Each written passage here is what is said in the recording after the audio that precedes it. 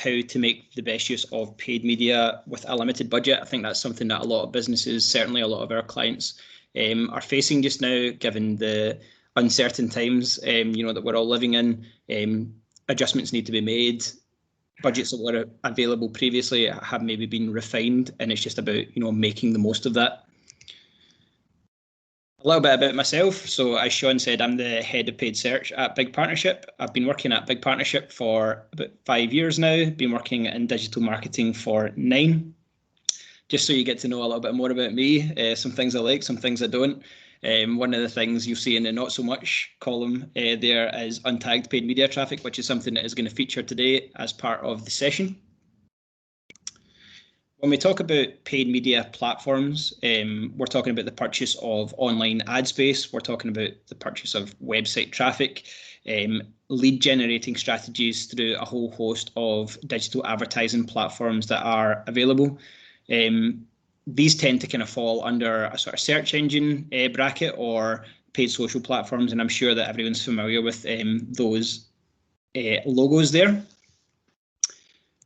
I wanted to keep the topic of today, really quite simple, and hopefully there's going to be some actionable takeaways and just some things to think about for you guys. I'm going to focus on measurement, planning and optimization, so some tips that you can maybe kind of take to some campaigns that you're currently running. Now, I've got measurement featured in there ahead of planning, which might seem a little bit backwards, but for me, really knowing how you're going to measure the success of a digital advertising campaign is fundamental before you even get through to the planning stage where you're thinking about where to spend your advertising budget at a platform level. It's all about setting advertising goals early doors and understanding what it is that you're looking to achieve, which might seem, really quite fundamental, but it's important to kind of think about it back at that sort of early sort of kind of fundamental stage. For me, digital advertising goals tend to fall under 3 pillars, if you like. You've got lead generation campaigns, any sort of business where you're looking to generate an inquiry, quite often kind of professional services, businesses like that, businesses where you're looking to build a sales database, for example, that would be a lead generation digital advertising kind of goal. You've got awareness-focused campaigns where it's just really all about eyeballs. It's about your ads being seen. And that tends to be where you're trying to kind of grow your business in a new market, for example, gain a bit of traction there. And then you've got your more classic e-commerce focused campaigns, which are all about, sort of driving sales, the pounds and pence, if you like. Once you've established what it is that you're looking to achieve with your budget, and you've lined it up with one of these goals, you can start to think about how performance might look like and what success might look like for your campaign.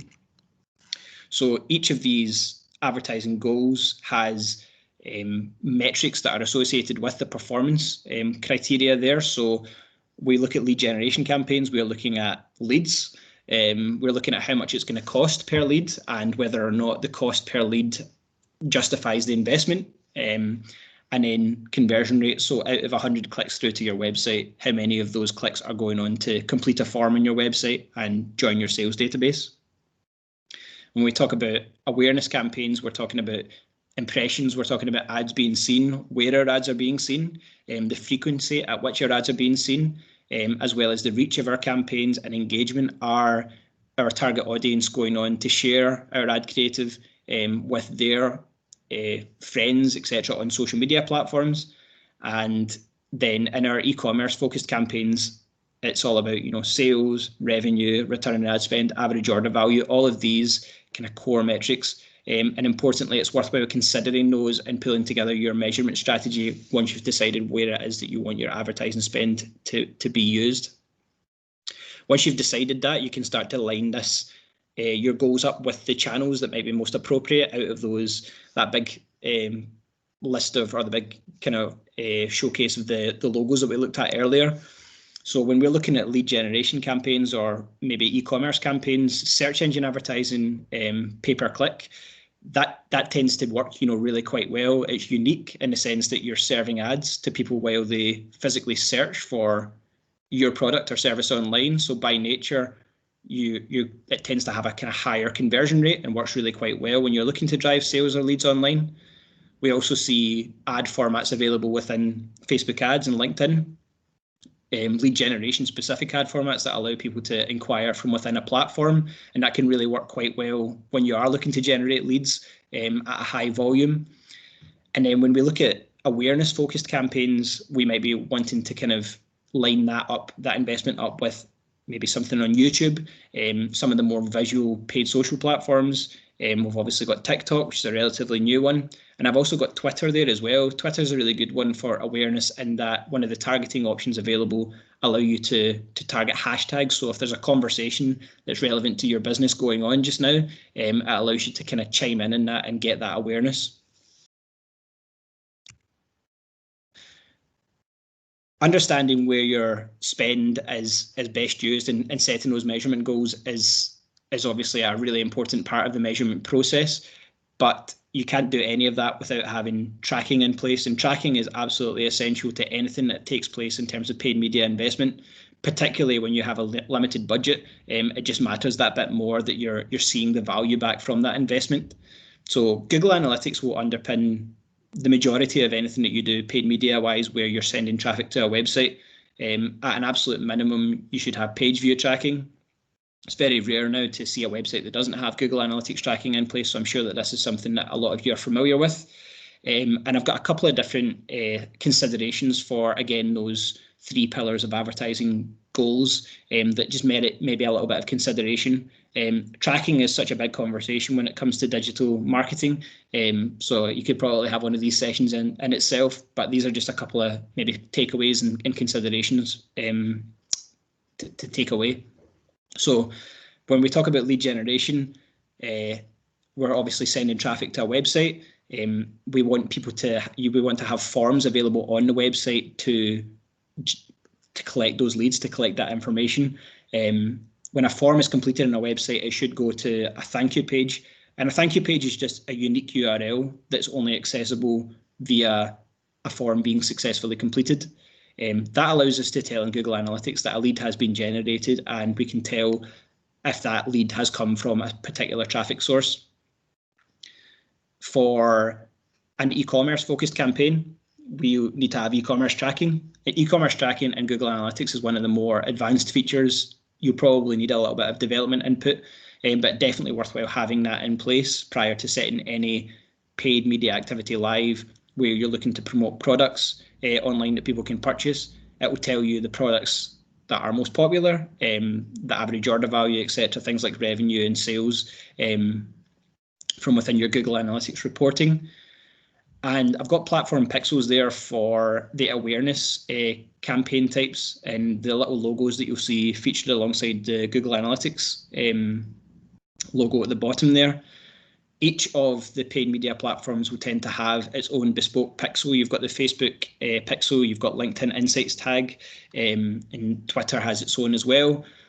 They're important when you're running awareness activity because Google Analytics is brilliant at measuring what we call post-click actions. So when someone's clicked on an ad and come through to your website and completed an action, brilliant. You can tell that that's come from Facebook, Google Ads, etc.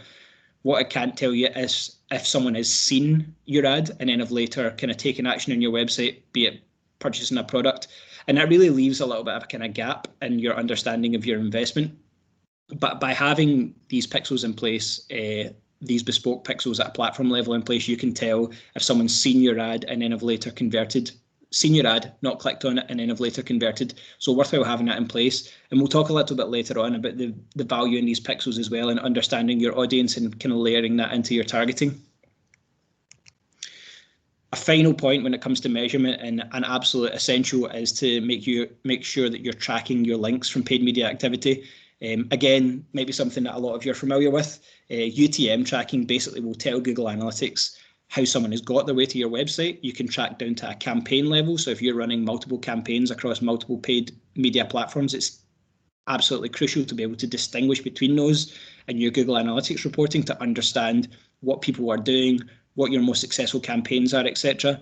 You can get really sort of granular. It's very, very basic to do. I've got a link to Google's URL builder as part of this deck, so if you're not already tracking your links through any of your paid media activity, it's absolutely something that you should be doing.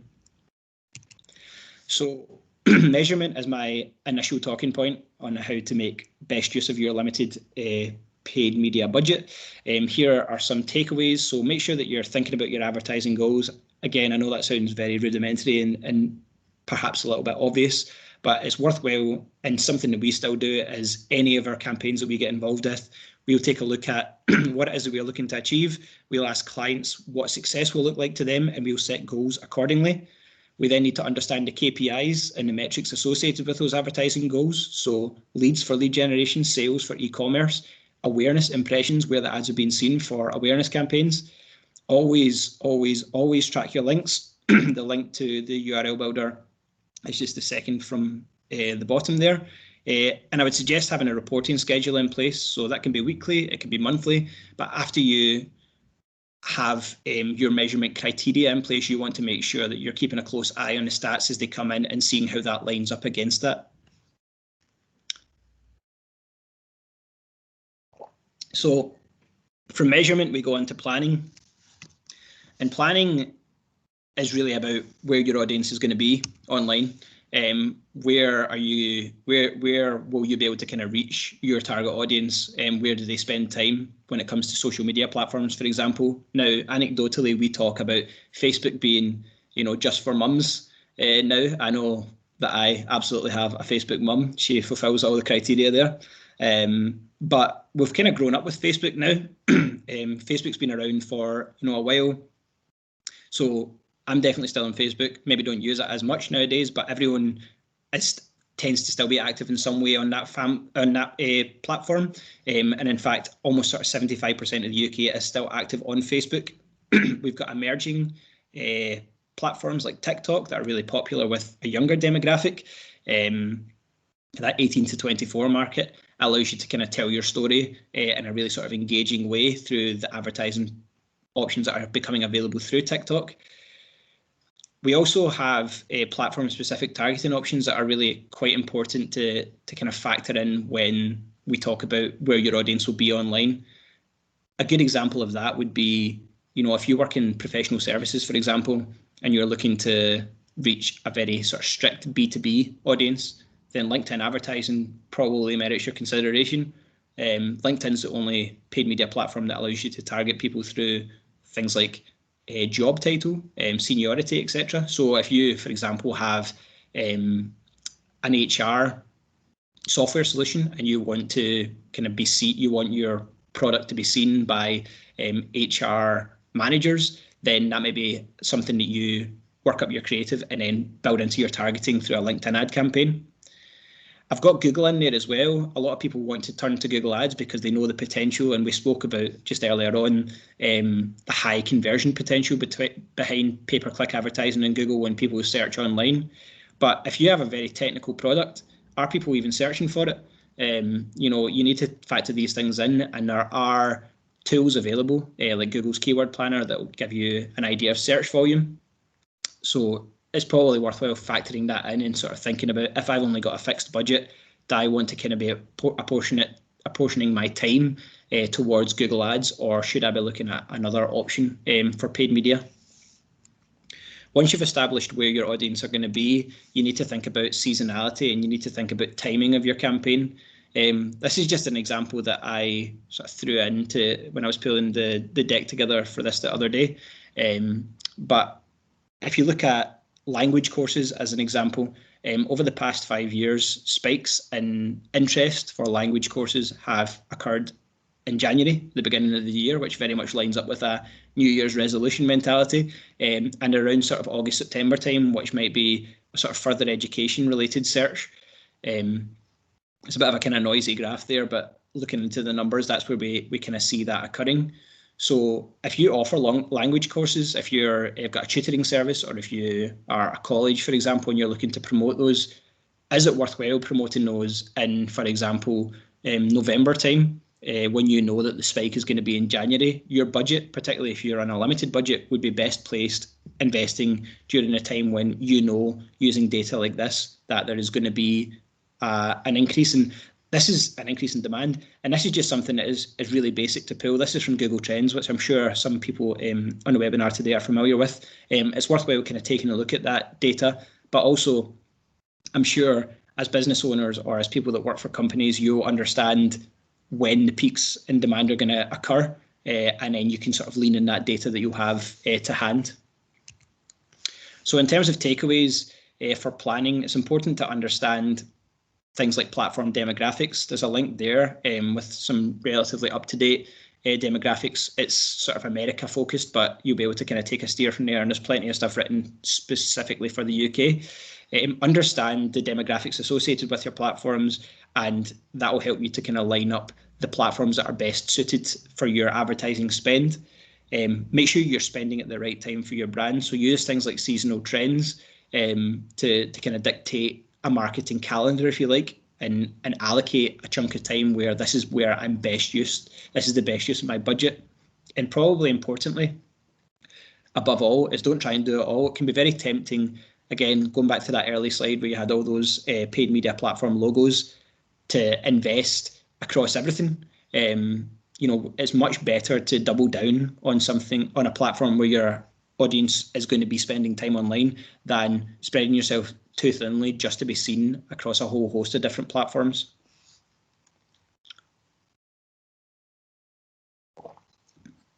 So those are the key takeaways for planning.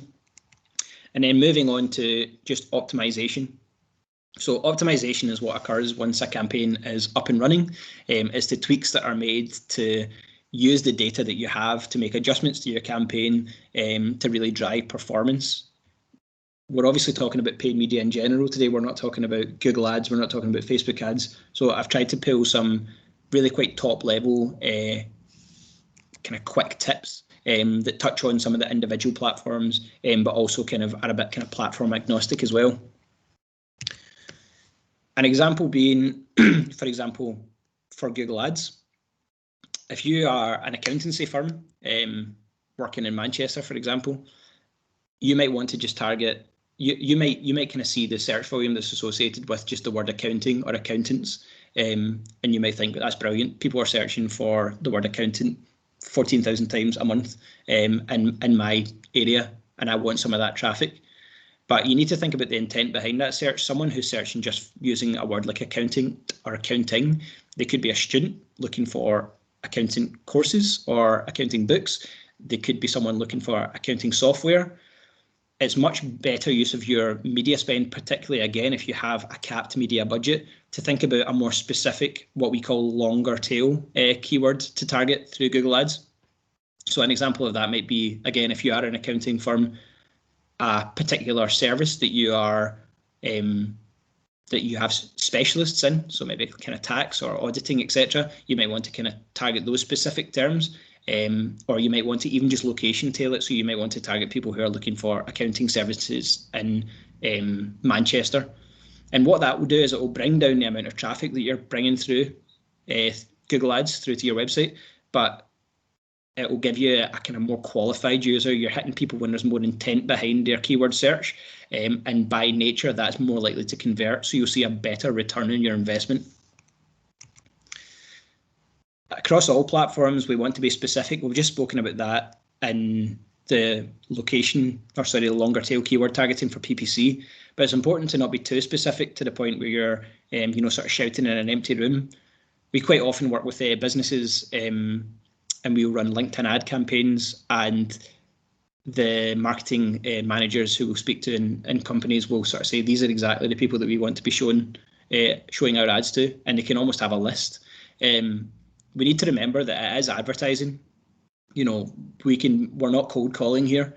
We want to get that awareness, even if we are running lead generation campaigns, and it's better to target a slightly broader audience than just sort of thinking, I want to target this handful of people. Within reason, obviously, we want to make sure that there's relevancy there, but you'll struggle to see results if you're going super, super, super narrow with your targeting. And remember, you can always start a little bit broader and refine in once you've got some stats under your belt. Location targeting is super important when it comes to targeting of any paid media investment. If you are a plumber, for example, working in Edinburgh, you know that you can only service a 20-mile radius. It's no point in your ads, regardless of the platform that you're using, being shown to users in Aberdeen or south of the border. These settings are really important to understand, particularly again on a limited budget. Wastage is something that you want to keep at an absolute minimum. So just make sure that you're factoring in your location targeting strategy and kind of understanding that back in the sort of planning stages as well. When we looked at the Google Analytics tracking setup, and me saying that that's an absolute non-negotiable, Google Analytics should be in place to measure any traffic that comes through to your website, I also spoke about the individual paid social platform pixels that are available. Facebook ads in particular is a really powerful lookalike audience feature where you can basically run your Facebook ads with the pixel in place on your website. When people are coming through to your website, you can remarket to people who have already been in your website, but you can also take a look at people who share similar characteristics to the users that have been in your website, and even taking it a stage further, the users who are converting on your website. Facebook is kind of really powerful in the sense that people are willing to tell Facebook absolutely everything about their lives. And that means as digital marketers, you can target people based on these things, which I know that sounds really quite scary, probably because it is. So it's worthwhile kind of looking at things like lookalike targeting to be able to kind of exponentially grow your audience in a really sort of controlled way as well. It means that, for example, if you have a kind of smaller budget and maybe a little bit more budget becomes available, but not enough to kind of throw in a completely new campaign, you can layer in lookalike audiences and you're kind of hedging your bets based on a qualified assessment of things that are already working for you. And my final takeaway for optimization here is to just not skimp an ad creative, as much as that's a nice wee drawing there. Remember that when you're pushing out creative, regardless of the platform for your brand, you're showcasing your brand to new users. It's an introduction, if you like. You're telling your brand story. And if you're kind of cutting corners with ad creative, then it's going to become very clear that as well that platforms favor kind of stronger ad creative, things like video, use of video. And if you have a budget available, I definitely would recommend making use of professional kind of design. There are obviously options available within things like Google Ads where you can just drop in assets like images and videos, and Google Ads will do it for you, but it's never the same as kind of getting professionally designed creative. And it's something that I would absolutely, apportion budget aside for. And don't just run one ad creative, so don't get one ad mocked up and think that that's going to cut it. It's good to have variations, different imagery, see what responds best, because as I move on to this next slide and we talk about the 3-month golden rule of ad campaigns, which is not something that I will claim to have invented, and it probably needs a bit of a snappier title, but it's important that campaigns aren't just set up to run and then you just leave them. It's when you set a new campaign live on a paid media platform, regardless of what it is, you shouldn't be planning to fail, but you also shouldn't be kind of freaking out when it's not working right away. Digital advertising is data-driven. It's all about understanding the numbers as they come through and making adjustments where necessary. So month 1 of any paid media campaign, you should be collecting data. You should be running with different targeting options. You should be understanding how your audience is interacting, and that goes way back to the measurement strategy. Understand your advertising goal. If you're looking to generate leads, are you paying too much per lead? Are your ads performing better in a specific location than another location? Understanding all these things at the end of month 1. You should then start to make refinements in month 2. So if you're investing across multiple platforms, maybe you're running ads on Twitter and on Facebook, and on Facebook, they're just absolutely outperforming Twitter. You might want to kind of take your budget from Twitter and invest in Facebook. That might be a little bit too early, but these are some adjustments that you can kind of slowly make in month 2. And it's called the sort of 3-month golden rule, because by the end of that 3-month period, you should be in a position where you can go back to your measurement strategy, which we spoke about, and you can say, these are the KPIs, these are the metrics that I am measuring my campaign against. and these are now my benchmarks. So after 3 months, my cost per lead is £50. So I know that if I keep on investing, I can expect to pay about £50 per lead based on this 3 months worth of data. And history won't necessarily always repeat itself, but these stats and patterns tend to be really powerful in terms of decision making. So my optimization takeaways: never ever set and forget your campaigns. So don't just chuck your credit cards into a platform and push some ads live and then check in on it at the end of that 3 months. Make sure that you have, if you have, for example, a reporting schedule in place, you're checking your stats weekly, you're making updates where necessary. Don't make too many updates. It's important to let a campaign breathe, but make sure that you're making adjustments that will really give your ads the best chance possible to deliver some strong results over a 3-month campaign. You should be testing. You should be testing different ad creative. You should be making refinements to your location targeting, your keyword targeting if you're investing in PPC, your audiences if you're investing across different platforms. And then finally, kind of going beyond the numbers. And I think in digital marketing, you can be quite guilty of sort of seeing 5 leads being generated through a LinkedIn ad campaign and thinking, well, that's 5 leads, so you should be happy with that. You need to think about what those 5 leads have actually become. In a lead generation campaign, out of those 5 leads, how many of them became customers for your business? What's the value of those customers? What's the potential lifetime value of those customers? And does that justify further investment? All of these things are definitely worthwhile kind of having having a discussion around at the end of, like, for example, a 3-month test campaign, and then really establishing whether or not you have made the most of that budget that you had available and any changes that you'd make for future campaigns. And I've got some examples of some links for some kind of platform kind of learning materials there across Google Ads, Facebook and Twitter, where you can learn a little bit more about some optimization techniques that I've obviously not covered in this short presentation today, but definitely some kind of takeaways there for you.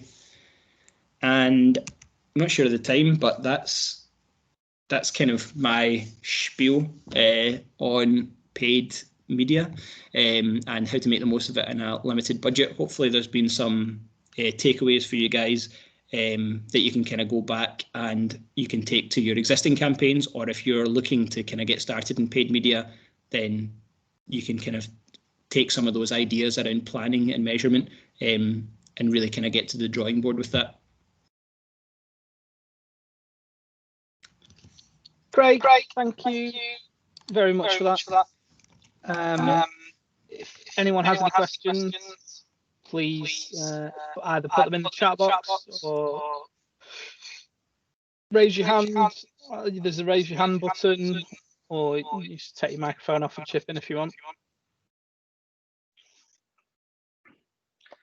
I am conscious it's 1 o'clock, so if people need to jump off, then that's obviously totally fine. But yeah, if you do have any questions for Craig. I would say as well, like my contact details are obviously there, so if anyone does have any questions about anything, today, or if anyone wants any of those links that I've included in the presentation sent across, I'm more than happy to kind of share them, or even share the deck.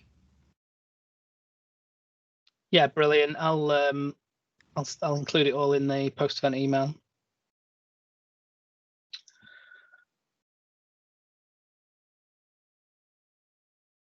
So yeah, I think that's everything. Lots of thank yous coming through, and much appreciation and love for you there, Craig. But yeah, I think as far as the questions go, we're done. So I will say thank you to everyone for joining us today and taking the time, and thank you to Craig and to the big partnership. And I will see you next time. Thanks, everyone.